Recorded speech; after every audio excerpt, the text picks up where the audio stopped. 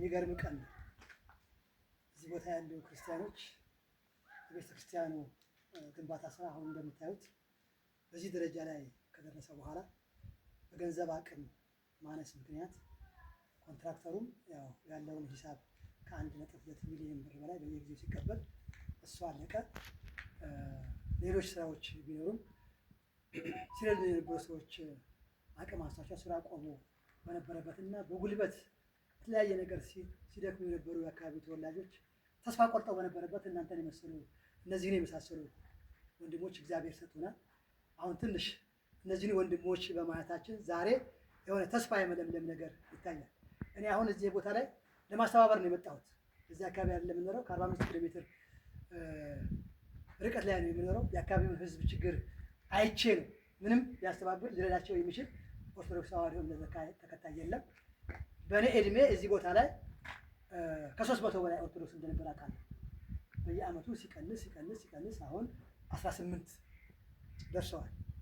እነዚህም እያኮበኮቡ ባሉበት ነው እግዚአብሔር የወደዳቸው ልጆች ከተለያየ ቦታ መጥተው አሁን ላለበት ደረጃ ደርሰዋል።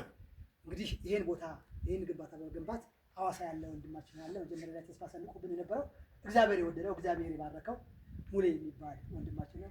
1 ሚሊዮን ብር ሰጣለሁ ብሎ ነበር መጀመሪያ ቃል የገባል። እዚህ የደረሰው ቆርቆሮ ያናጭ ገንዘብ ከ3 ሚሊዮን ብር በላይ አድርሷል።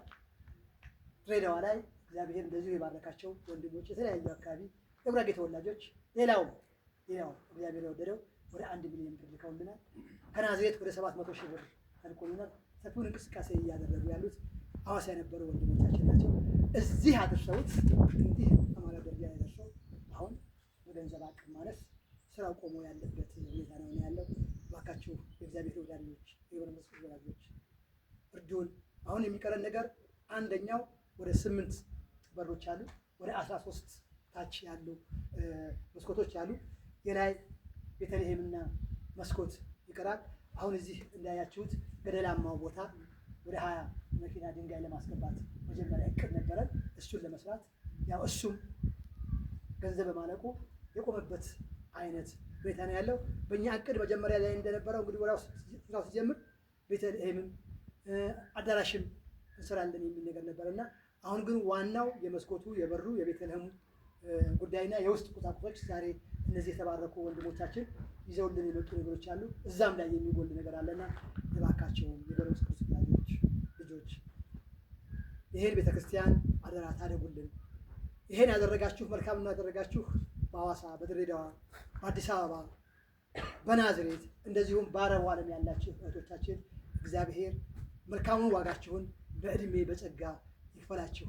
እዚህ ቦታ ላይ ያለው ክርስቲያን ጉዳይ በእውነት በጣም የሚያስለቅስ በጣም ከየትኛውም ቤተክርስቲያን በላይ የከፋ ተስፋ በመቁረጥ ስሜት ውስጥ ያለ ህዝብ ነውና እነዚህን ወንድሞቻችን በማስተማር ዲያቆናት የሉም፣ መሪጌታ የለም፣ ቀሳውስቱም የሃይማኖት አባቶችም ሁለት ናቸው።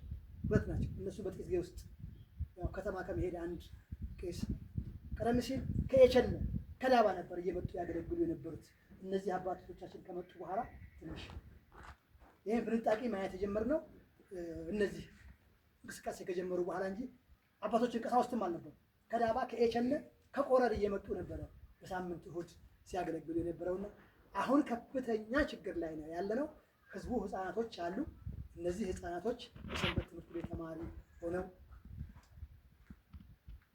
ትምህርታቸውን መርጌታ ፈልገን እንድናስተምራቸው ለመርጌታ ደሞዝ ቀደም ሲል በዜና ማርቆስ በኩል ይከፈል የነበረበት ሁኔታ ነበርና እሱም ተቋርጧል። መርጌታውን ጥለውብን ሄደዋል።